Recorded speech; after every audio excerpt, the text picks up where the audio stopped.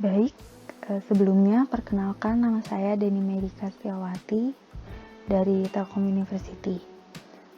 Pada kesempatan ini saya akan menjelaskan mengenai aplikasi berbasis web, pencatatan layanan kebidanan, serta laporan keuangan dengan mengambil studi kasus di Praktik Mandiri Bidan atau PMB Kasih Bunda yang berada di Bandung. Berikut merupakan tampilan awal dari aplikasi. Untuk melakukan kegiatan pencatatan transaksi keuangan, kita dapat melakukan pencatatan dengan menggunakan level user keuangan. Level user keuangan memiliki username keuangan dan password yaitu keuangan.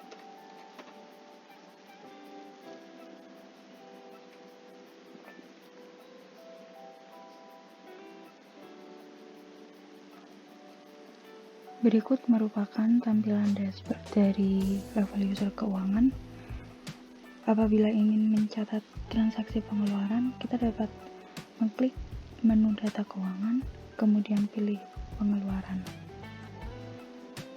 Dan ini merupakan tabel daftar data dari pengeluaran. Untuk menambahkannya, klik tombol tambah data, kemudian isikan keterangan yang terdiri dari beban gaji, beban spa, beban listrik, beban air, beban internet, atau beban lain-lain. Misalkan ingin mencatat transaksi pengeluaran dengan keterangan membeli token listrik seharga 150.000. Keterangan dapat diisi dengan beban listrik, kemudian nominal diisi dengan Rp150.000. Kemudian klik simpan. Dan data yang tadi telah dimasukkan akan muncul seperti ini. Kemudian untuk melakukan kegiatan pencatatan transaksi pembelian obat, kita dapat melakukannya dengan menggunakan user pemilik.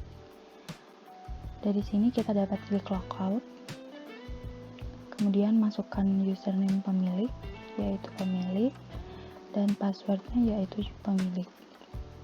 Kemudian klik login, dan berikut merupakan tampilan dashboard dari pemilik. Kemudian untuk melakukan kegiatan pencatatan transaksi pembelian obat, kita dapat memilih menu obat, kemudian pilih obat.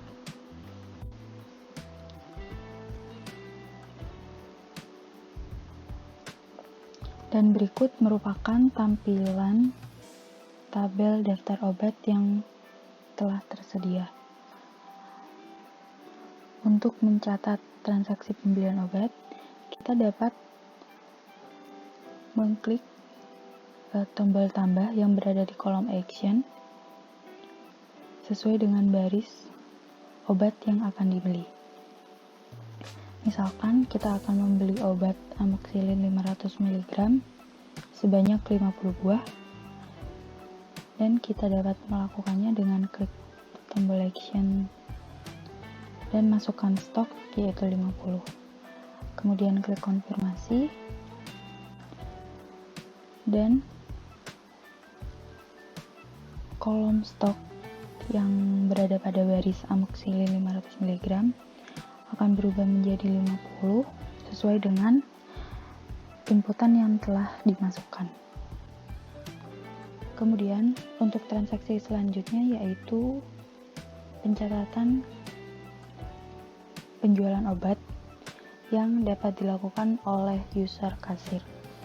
Dari sini kita klik logout, kemudian masukkan username kasir, yaitu kasir, dan password defaultnya yaitu kasir. Kemudian klik login.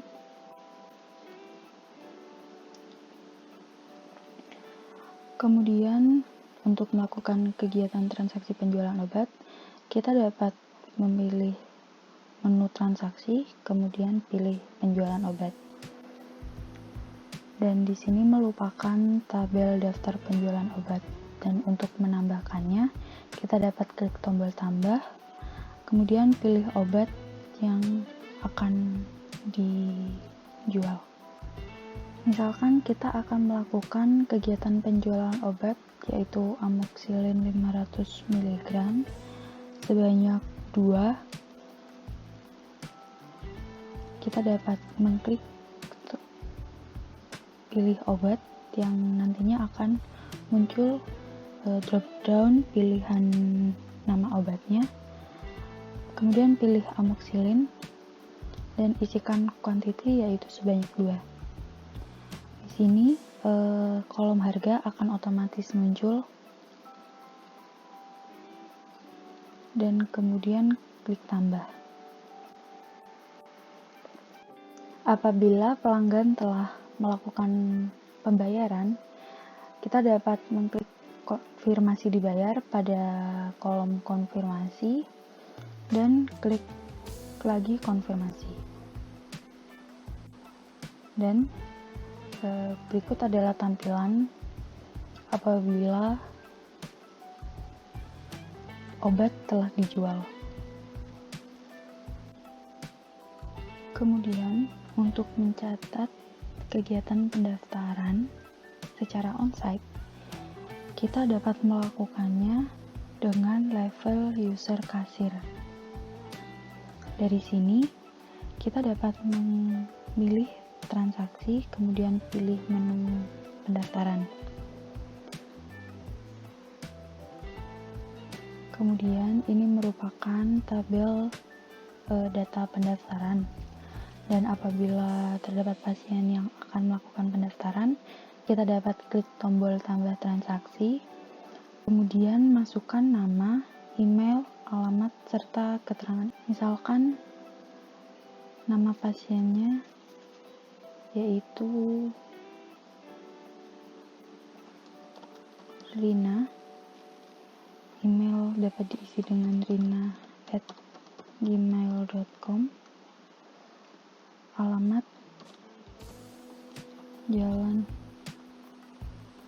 Sohat nomor 32 Bandung. Kemudian di sini keterangan akan muncul drop down dengan pilihan imunisasi, pil KB, KB suntik, KNC, persalinan, photoshoot, senam hamil, dan lain sebagainya yang akan dipilih oleh pasien. Misalkan pasien bernama Rina ingin melakukan kegiatan pemberian imunisasi terhadap anaknya. Kita dapat memilih imunisasi, kemudian klik tombol tambah.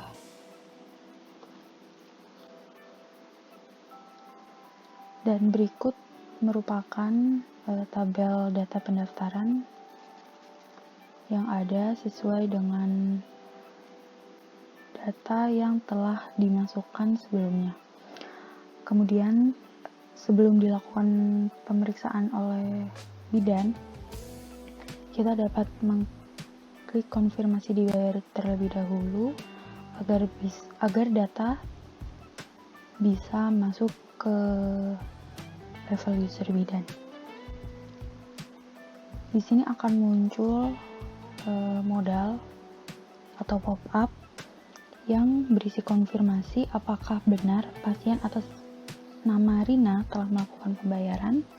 Kemudian apabila telah melakukan pembayaran, kita dapat klik konfirmasi.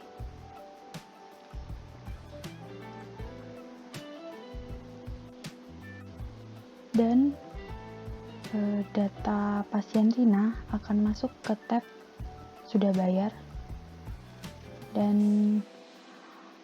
struk dapat di-print sesuai dengan kebutuhannya. Kemudian untuk melakukan pelayanan pemberian imunisasi terhadap pasien bernama Rina, kita dapat melakukannya dengan menggunakan level user bidan. Di sini kita langsung klik logout dan login sebagai user bidan dengan username bidan dan passwordnya bidan. Kemudian klik login. Dan berikut merupakan tabel daftar antrian pada hari ini. Kemudian setelah dilakukan pemeriksaan, bidan yang bertugas dapat melakukan pencatatan datanya dengan mengklik tombol periksa yang berada pada kolom konfirmasi. Kemudian berdasarkan data yang telah diterima, kita dapat memasukkan nama bayi, jenis imunisasi, berat badan, panjang badan, lingkar kepala, kemudian tanggal lahir bayi, serta keterangannya. Misalkan nama bayi dari Ibu Rina adalah Zahra, kita dapat mengetikkan nama bayi Zahra, jenis imunisasi misalkan campak, kemudian berat badan bayi yaitu 26 kilo dan kita dapat memasukkan 26, panjang badan 75 cm, lingkar kepala misalkan 38 cm. Kemudian tanggal lahir bayi kita dapat memasukkannya misalkan 6 Juni 2020 dan keterangannya bisa diisikan dengan apabila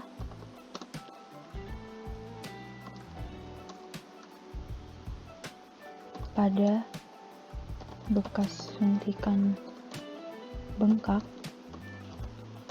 dapat dikompres menggunakan air hangat. Kemudian klik tambah dan data akan muncul di daftar imunisasi seperti ini.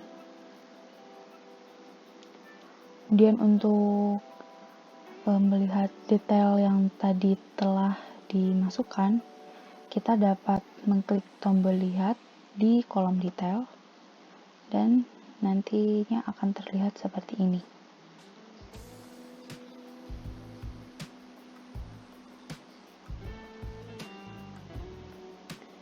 Kemudian selanjutnya akan ditampilkan cara untuk menampilkan laporan keuangan laba rugi, yaitu dengan menggunakan level user keuangan. Dari sini kita klik logout terlebih dahulu, lalu masuk dengan username keuangan dan password keuangan.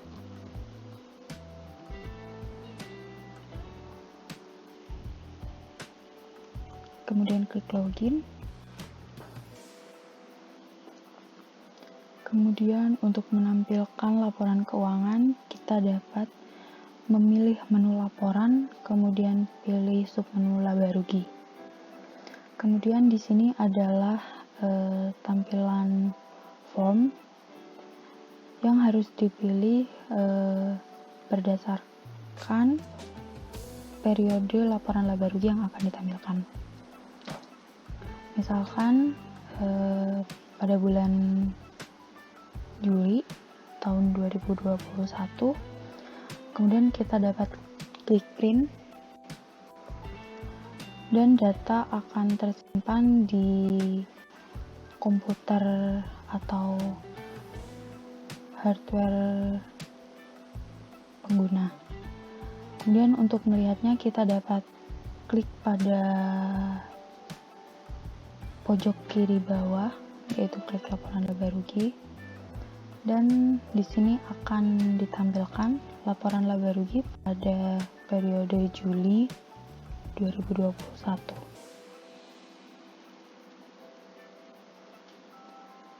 Berikut merupakan tampilannya.